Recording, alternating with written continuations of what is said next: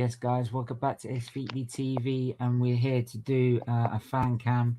It's the first ever fan cam on SFeatleyTV, so we're doing a couple tonight on tonight's game before we do the North London derby itself. Well, we'll be doing more of them. So I've got your usual regular co-host here, Sait, Gambian, Gooner. How are you, mate? I'm good. Obviously, this one will probably be the strangest fan cam we'll ever do because they decided to not stream Arsenal's game. I don't know if that says more about Arsenal than anything, but that's where we're Yeah, at.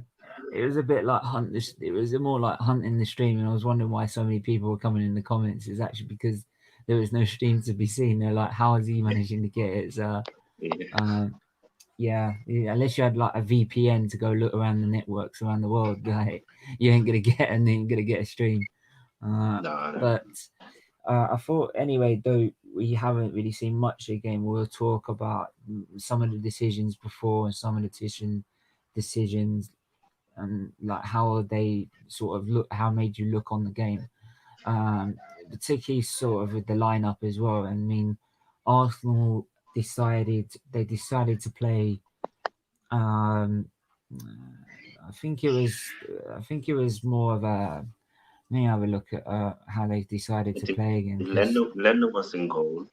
Then I Leno was think the in back goal. line was Chambers holding Marie Tavares.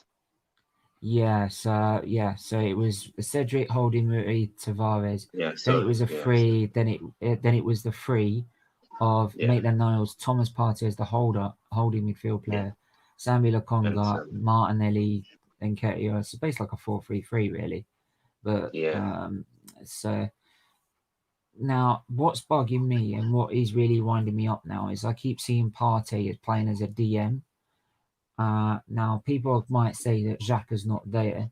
To be honest, that's a blessing rather than a fair. How do you? But this is not about me.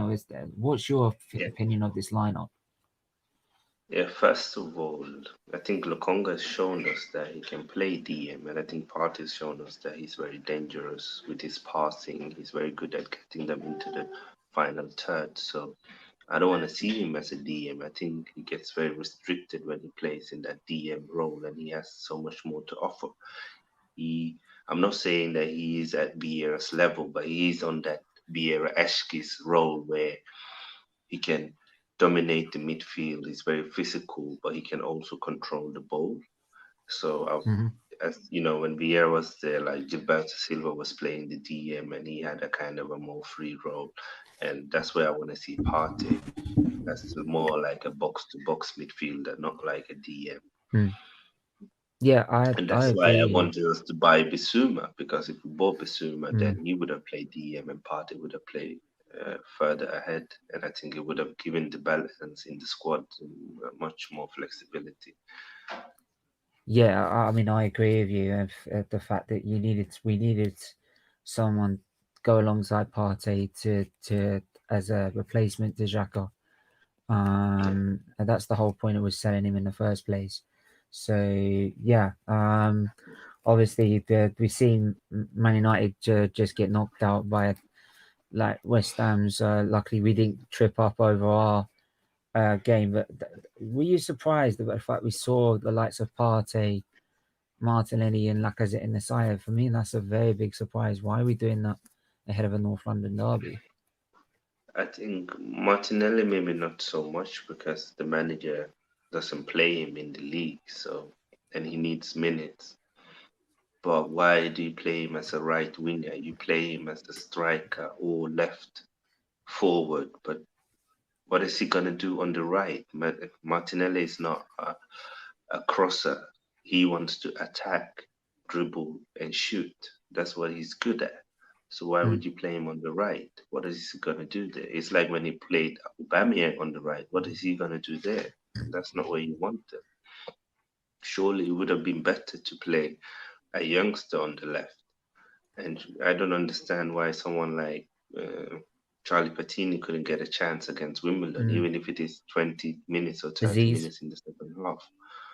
You know, I don't understand why Balogun couldn't start. I mean, if he Yeah. can't start against Wimbledon, why didn't we loan him out? He's 20 years old. He needs to play senior football games. I mean, we renewed his contract, and I think since he's renewed his contract, I think he started one game. He must be so fuming. Loan him out. That's the thing. If you're not gonna play him. That's what I'm saying. Is like, why can't like Aziz get a look in here? I was expecting someone like Aziz to play, Collateral to play, Balogun to play. I think Aziz, they loaned him out to Portsmouth, right? I'm not too sure. I might have to check that again, but that that would be Hutchinson, another guy who's doing very well in the under-23s, should have looked in, especially now when Reese is not here longer. It was just unnecessary. Imagine if Partey got a setback again in this game. Yeah, that's the thing. If he got an injury, Tyrese John Jules, why didn't he get looking? Yeah, I don't know. Yeah, it's a lot. Ole Yinka could have got a look in. Rikic could have got a look in, I would say, as well. There's a lot of talented players. We don't have any Europa League games. These are the easiest games that we're gonna have. In the next round in the in the League Cup, it's gonna be harder team. Oh, I won't be surprised if we get one of the top 6. We have just been drawn against Leeds United at home. You see, that's a tough game. So this was the opportunity. This game and the game before was the opportunity to play the youngsters.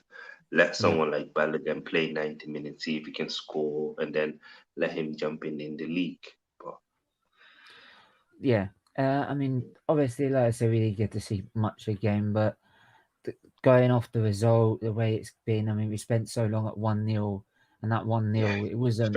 It was a penalty. It wasn't like we scored from open play with a brilliant piece of teamwork. So, what I would like to, before you wrap it up on, is, do you take any confidence of this going into the North London derby? I know obviously Tottenham have struggled against Wolves and it just scraped through due to a penalty, same as Chelsea have done with Aston Villa. But do you take any confidence going into this derby? I know obviously form goes out the window, but I don't see any confidence in this team at all. I want to win, but I can only see a draw because I don't want to predict the loss.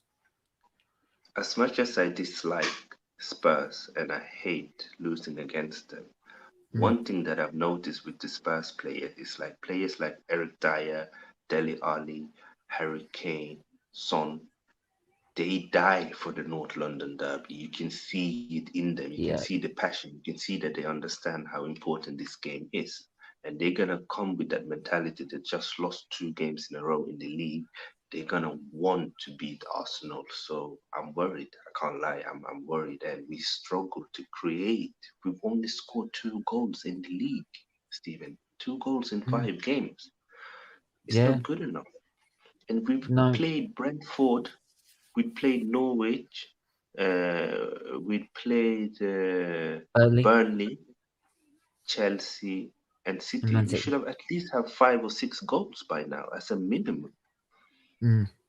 Yeah, I totally agree with you. It doesn't.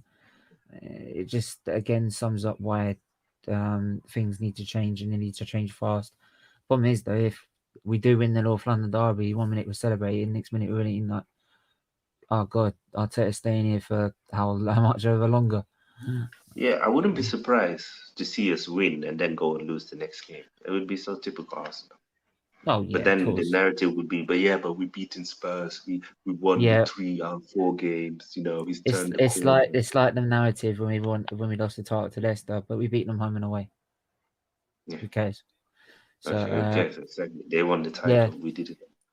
Yeah, absolutely. But anyway, quickly, just before we also wrap up as well, any quick comments about what Wenger's come out and said in his interviews? Any quick comments about this on that? I wanted to talk about that on the next stream, but I'll say a few comments. I think this is the problem with Wenger, is that he became delusional after, and he didn't realize how poor and how much he was hurting the team. The fans loved Wenger. He was a living legend for the majority of the fans. It was painful for people to have to say Wenger out, but he wasn't good enough anymore. I grew up And with he Wenger, was so getting, we were losing 5-0, 6-0, 5-1. It's not okay, you know. It's not okay. And he wasn't improving us. And he lost his way, and people found out how he was playing, and he didn't have a plan B. So I think it's ridiculous for him to say that the critics against him was unfair. And I think he's just doing it now because we haven't been better since he's left. But that's not because he was so good. That's because he left us with dead players like Kolasniak, like Mustafi, like Socrates, you know, like and also Özil. we've been left in the hands of a board that's incompetent and not willing to And he backed change. them.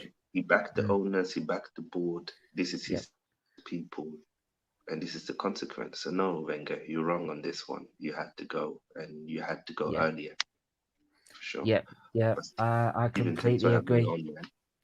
No, I think no this is going worries. to be a great thing for your show. Honestly, I think people like fan camps, and it's going to be interesting to listen to the others as well. And people, don't forget to subscribe, like, and share the content.